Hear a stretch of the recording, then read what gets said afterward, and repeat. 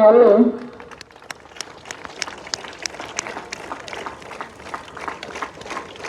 ಕುಮಾರ ಅಂತ ಕರೀತೇವೆ ಸಾಮಾನ್ಯವಾಗಿ ನಾವು. ಅವನ ಉಳಿವಿಗಾಗಿ 6 ಮಂದಿ ದೇವಕನ್ಯಕೆಯರು ಆತನನ್ನ ಸ್ವರ್ಗಲೋಕಕ್ಕೆ ಕರ್ಕೊಂಡು ಹೋಗ್ತಾರೆ.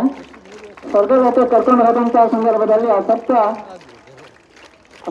ಅಲ್ಲ 6 ಜನ ಷಣ್ಮುಖ ಅಂತೇಳಿ ಕರಿತೀವಿ ಅವನಿಗೆ. ಹಾಗಾಗಿ ಷಣ್ಮುಖನೆಂಬ ಹೆಸರು ಬರುತ್ತೆ. ಆ ನಕ್ಷತ್ರ ಕನ್ಯಕೆಯರು ಬಂದು ದೇವಲೋಕ ಕರ್ಕೊಂಡು ಹೋಗಿ ಅವನನ್ನು ರಕ್ಷಣೆ ಮಾಡ್ತಾರೆ.